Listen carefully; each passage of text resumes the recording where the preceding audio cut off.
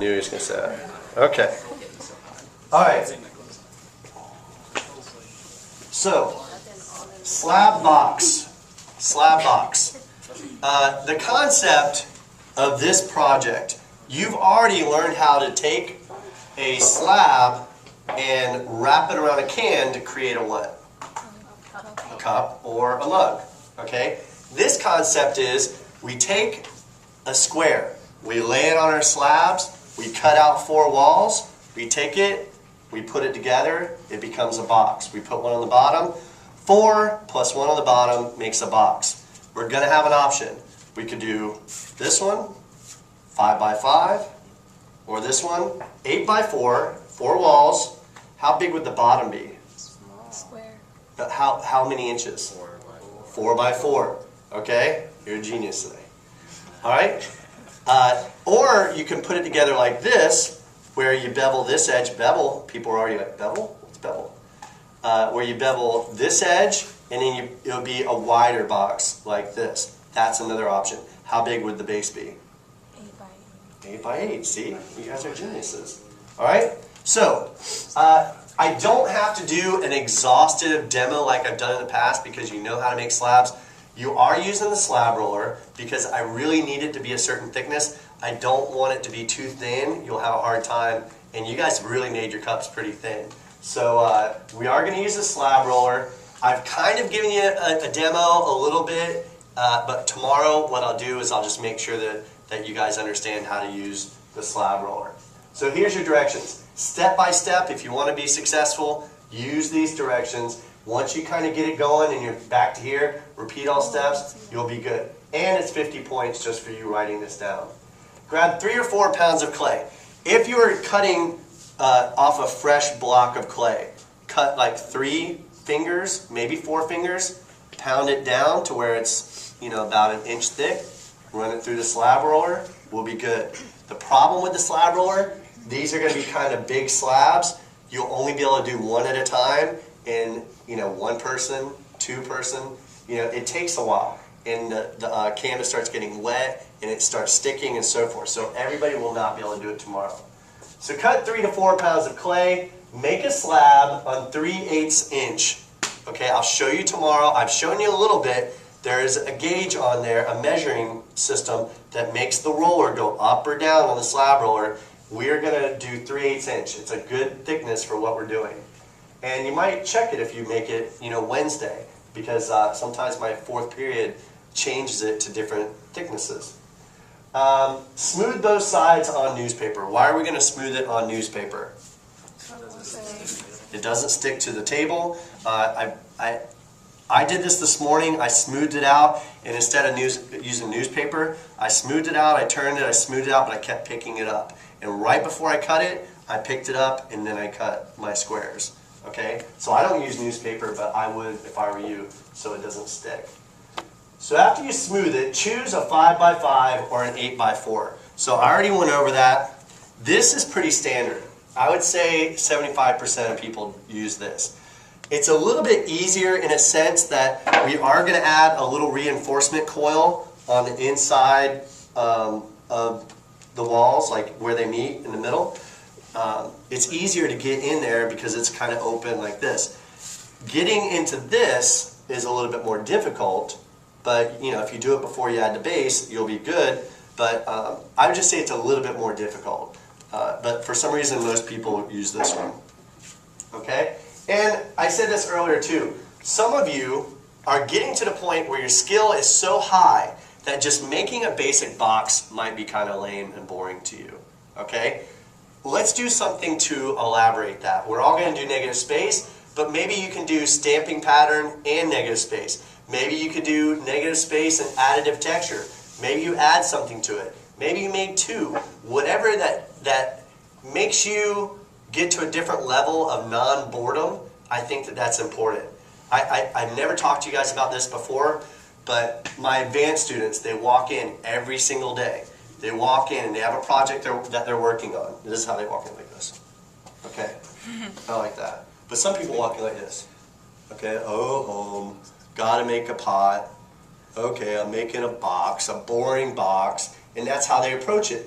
their body language, their whole psyche is like, this is boring, okay? But if they came up with a really good idea that's going to blow everybody's minds, they walk in with purpose. I can't wait to get working on this pod. It's going to be amazing. Everybody's going to freak out. If you take that mentality, it's a lot more fun. If you don't, and you're like, ho hum, this is boring. It's not so much about the work being boring, it's maybe a little bit about you being boring.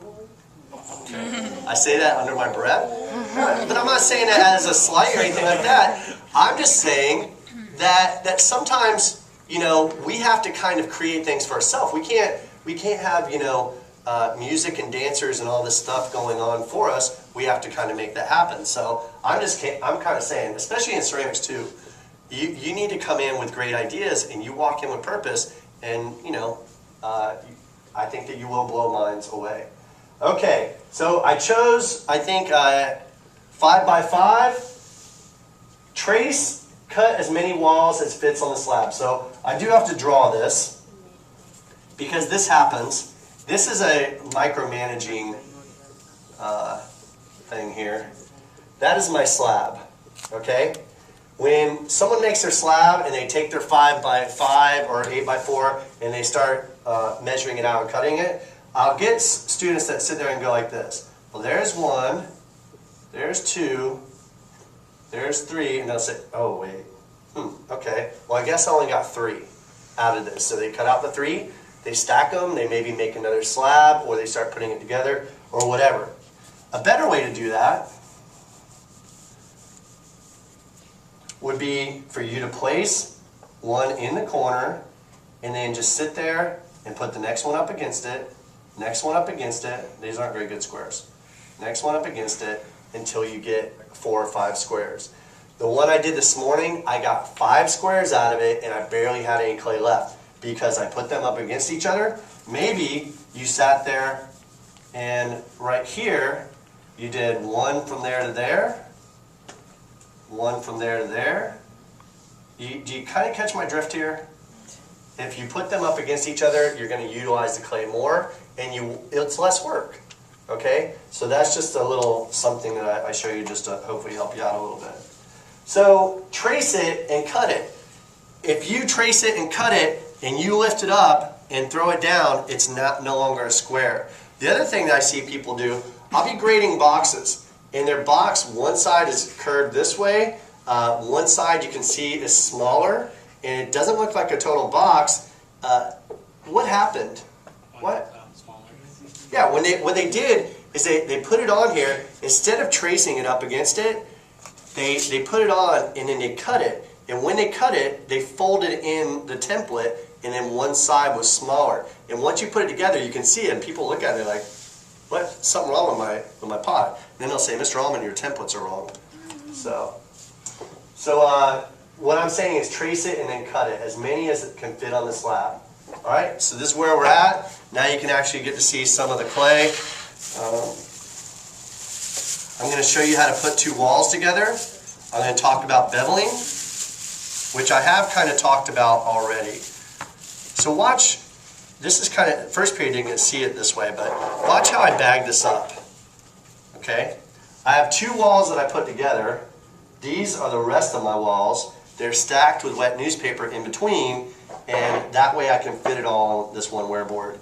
You might want to use the bigger wear board for some reason if you want, but I was able to fit all of it on this. Obviously, if I was doing 8x4 where it's 8 inches wide, that would not fit on this. You'd have to do it on that.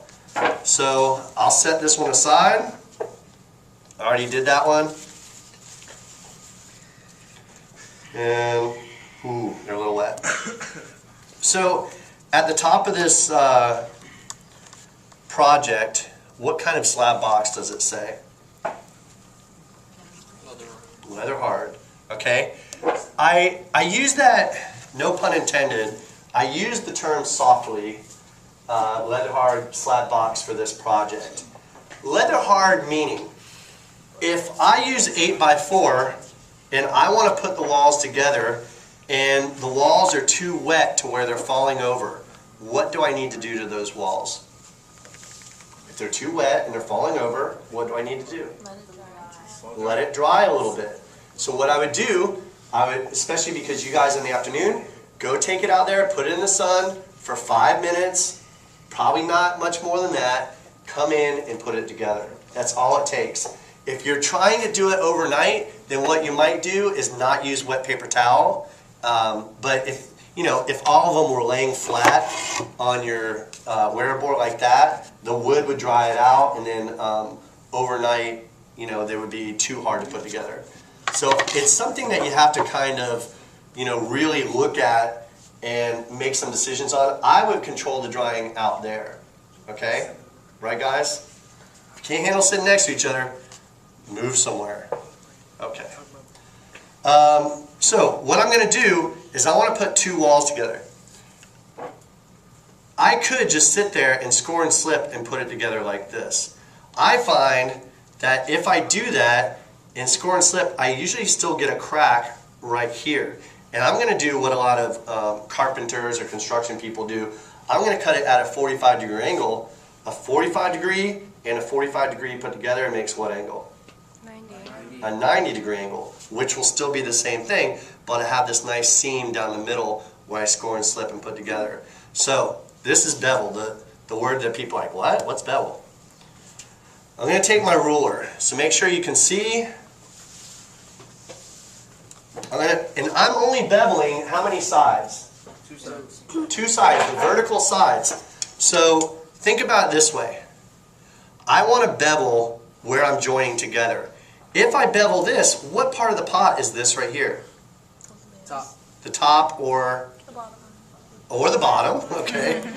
But the rim of the pot, if I bevel that, I'm going to have this weird angle at the top of my pot. So I only want to bevel what I'm putting together here.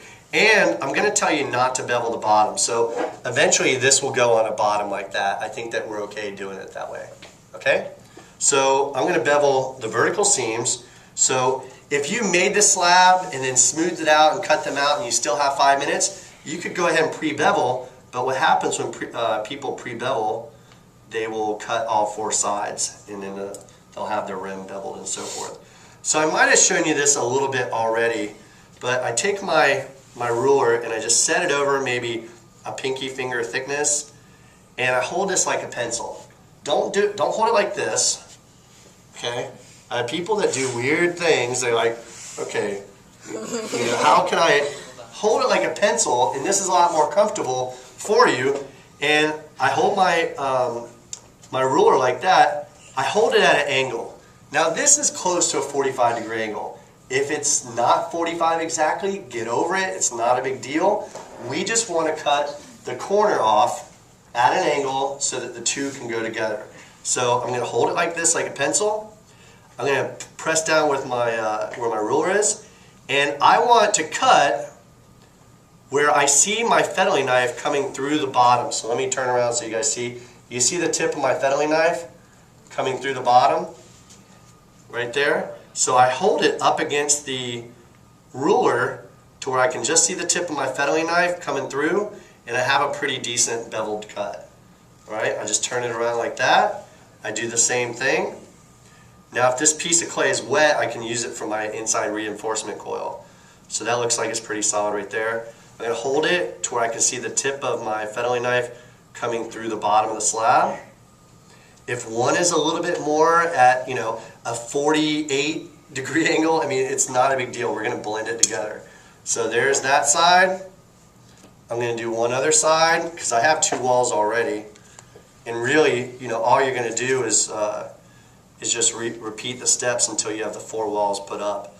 So hold that like that. Hold it like a pencil. I see the tip of my fettling knife. Cut it off.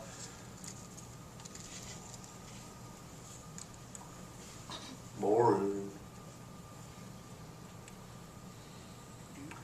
Now, I try to hold it down, and also one thing I'm doing is I'm holding my thumb here because I've had students have a tendency to not do that, and then it just rips off the corner, and they have like a gap there. Alright, so I have that piece and that piece. That right there, if you look, has 2 angles that make it go into a 90-degree angle like what a wall would be. So I have my 2 angles, They go flat like that, and it makes it a wall. But what it does is it gives me a nice area to score and slip and press together, which is what I'm going to do. All right, a lot of people are starting to use this for scoring and slipping. I would use the fettling knife because I don't know if the grooves are getting deep enough. So do that. Now, if you're, I mean really, I don't know, whoever's first on the slab roller tomorrow, you might be able to pre-bevel them and pre-score them and then come in on Wednesday and start putting it together. It is not a race, but it is one of those things that if you're someone that's trying to be efficient, you know, you can do all of that at one time. Any questions? If I was using 8x4, I'm doing this all the same type of thing, the same thickness slab, but if I was doing it this way, where I want my box to be open and wide, I would bevel these sides. This is the vertical seam going up and down. Okay? So, got my slip. I've gotten so good at pottery that I use 2 brushes now for my slip. This is just how I do it. See, look at that. I am the boss, the clay boss. I'm the man. Okay? So, I take my other side like that. I put it together kind of flat like this, and then I stand it up. So what I want to do is I want to press in those 2 beveled edges. Now look at my slab. I put a lot of water on this, so it's kind of a little bit wiggly. So I have to treat this, you know, real carefully. I'm pressing in. Where's all the slip going when I press in? Yeah, all those cut marks that you cut out, it's going in there and it will dry, filling it up. So I'm going to stand this up like that carefully. Now you can see kind of where my walls are going to start happening. Yeah. Now, this is probably the way that I would stand it overnight. I wouldn't do it the way I just did it because I think that one wall would fall over. So in your notes, I said that I do a reinforcement coil. I'm going to do it backwards. I'm right here, which is crazy because we're almost done. All right? So will the walls stand up? So if you're putting it together and you don't think they're going to stand up and they keep flopping, you might need to go put it outside for a little while. Number 9, add reinforcement coil on the inside. Number 10, reinforce the outside by scoring it and then smoothing it again. I'm going to flip-flop them just because I thought today that would be the better thing to do. So what I'm going to do is I'm going to blend in the outside and I'm going to do something, I'm going to score it again and smooth it, and then I'll add my coil on the inside. So watch what I do. Very important, you take the clay. Oh, can someone give me a small sponge? Oh yeah, Marcel, you got it. A small sponge and just squeeze the water out. So I squeeze the clay, thanks, and all the slip comes out. It gets a little bit messy, so I take my sponge like that and I clean it up. Now that's looking like it's almost joined, okay? But it's really not.